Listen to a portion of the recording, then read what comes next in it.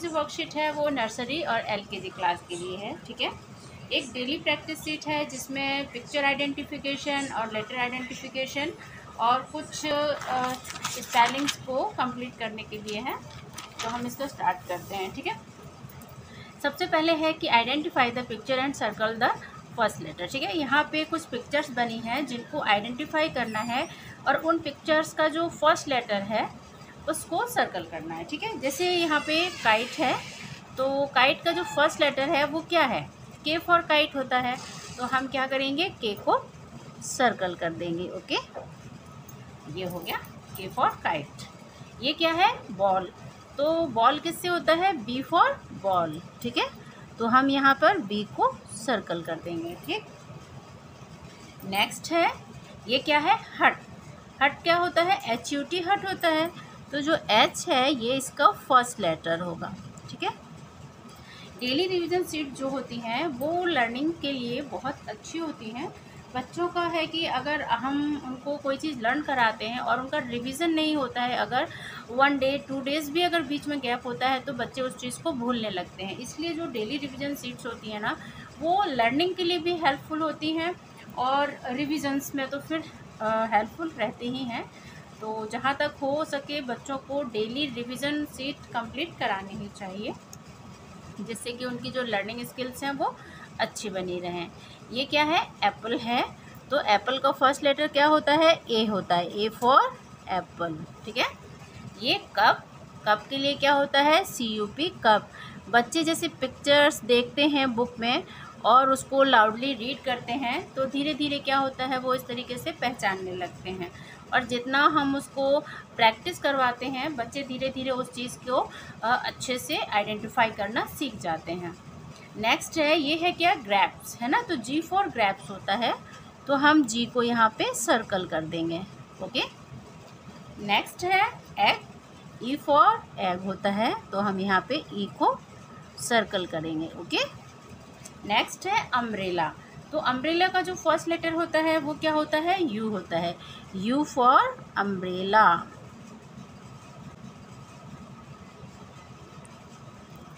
Okay. एक बार हम इसको रिवाइज करते हैं, K for kite, B for ball, H for hut, A for apple, C for cup, G for grapes, ठीक है, E for egg and U for umbrella, okay. तो हम next है आइडेंटिफाई एंड सर्कल। जब बच्चे starting में लिखना सीखते हैं, और एलकेजी और नर्सरी क्लास ऐसा है जिसमें बच्चे लिखना सीखते हैं और वो उसमें जो लेटर्स होते हैं उनको लिख के थोड़ा कंफ्यूज रहते हैं, और अगर इस तरह की वर्कशीट हम उनको कंप्लीट कराते हैं तो वो लेटर आइडेंटिफिकेशन अच्छे से करना सीख जाते हैं और लेटर्स जो होते हैं उनको पहचानने लगते हैं, ठीक है। तो यहाँ पे है ये वर्कशीट कि इसमें उनको के सर्कल करना है। इसमें बहुत सारे लेटर्स लिखे हुए हैं, इनमें से उनको सिर्फ के को आइडेंटिफाई करना है और सर्कल करना है। इस तरह की वर्कशीट जो है वो लेटर आइडेंटिफिकेशन के लिए बहुत ज़रूरी है। अगर बच्चे कंफ्यूज होते हैं लेटर्स को आइडेंटिफाई करने में, तो आप इस तरह की वर्कशीट उनको ज़्यादा से ज़्यादा दीजिए। इससे क्या होगा कि वो धीरे धीरे उनको पहचानने लगते हैं, क्योंकि एक नंबर पे फोकस जाता है। यहाँ पे के लिखा है तो वो इन सभी को में से जो के है उसको देखेंगे, पहचानेंगे और सर्कल करेंगे, है ना। तो उनका जो फोकस है एक अक्षर पे जाता है, लेटर पे जाता है, और वो उसको आइडेंटिफाई करते हैं, ये के। और ऐसा नहीं है कि नर्सरी क्लास में ही बच्चे इसमें कंफ्यूज होते हैं, बच्चे एलकेजी यूकेजी तक इन चीज़ों के लिए कंफ्यूज रहते हैं। तो इसलिए अच्छा है कि शुरू की क्लासेस में जैसे नर्सरी और एलकेजी में ही इनको अच्छे से आइडेंटिफाई कर लेना सिखा देना चाहिए बच्चों को। ये भी के है, के फॉर काइट, ठीक है, और ये भी के है, ठीक है। ये हो गया के फॉर काइट, ओके। नेक्स्ट है एफ। यहाँ पे जो लेटर्स हैं उनमें से हमें एफ को सर्कल करना है। तो ये ई है, एल है, एफ है, और आप जहाँ तक हो सके ये कोशिश कीजिए कि आइडेंटिफाई करने के लिए आप मिलते जुलते लेटर्स, जैसे एफ है वो ई से मिलता है, एल से भी मिलता जुलता है, टी से मिलता जुलता, माने इस तरह के मिलते जुलते ही लेटर उनको दीजिए, जिससे कि वो उनको थोड़ा, क्योंकि उसी तरह के लेटर्स में बच्चे कंफ्यूज होते हैं, उनको पहचानें। एफ़ है ये, तो हम इसको सर्कल करेंगे, ठीक है। NSK ये भी F है, हम उसको सर्कल करेंगे, ठीक है। TELI ये F है। और इस तरह की वर्कशीट से क्या होगा, बच्चों का जो आइडेंटिफिकेशन है वो अच्छा होगा। अब यहाँ पे क्या है, राइट मिसिंग लेटर्स। हम लोगों को यहाँ पे कुछ सीक्वेंस में लिखे हुए हैं और इसमें से जो मिसिंग है वो हमें लिखना है, ठीक है। तो C D के बाद क्या आता है, E आता है ना। तो हम लिखेंगे E के बाद क्या आएगा, F आएगा, G H, okay. CDEFGH, okay.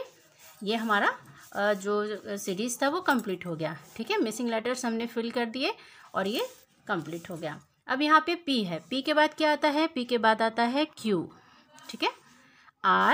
S के बाद आएगा T और T के बाद आएगा U, ओके। PQRSTUV, okay. ये हमारा कंप्लीट हो गया। अब यहाँ पे क्या है, L के बाद क्या आएगा, MNOP,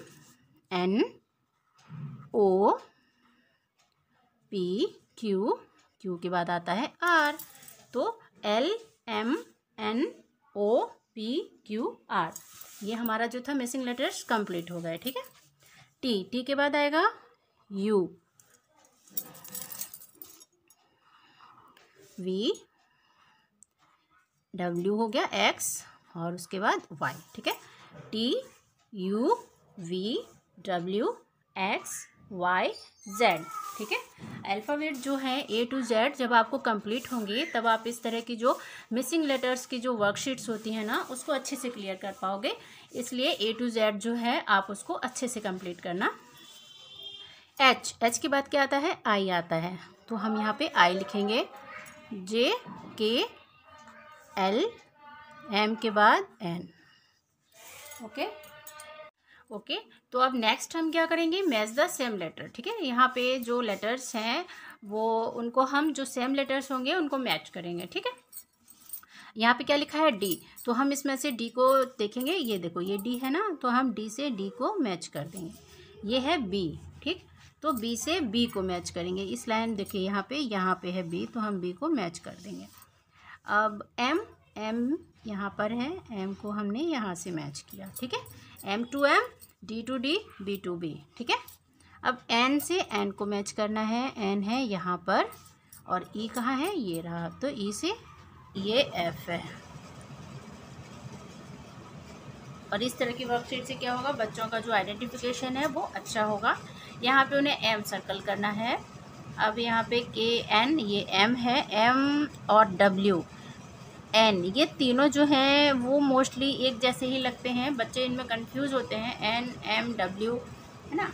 तो अगर बच्चे इनको देखेंगे और सर्कल करेंगे और एक लेटर पे उनका फोकस जाएगा तो उसको आइडेंटिफाई करना सीखेंगे और उसे पहचानेंगे, ठीक है। ये भी M है तो हम इसको सर्कल कर देंगे।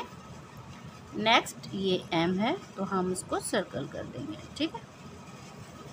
नेक्स्ट क्या है, A, यहाँ पे हम A को सर्कल करेंगे, ये A है, ठीक है। V N W और फिर ये A है, ठीक है। तो ये आपका जो ये है वो कंप्लीट हो चुका है। नेक्स्ट हम स्टार्ट करते हैं राइट एंड ट्रेस, ठीक है।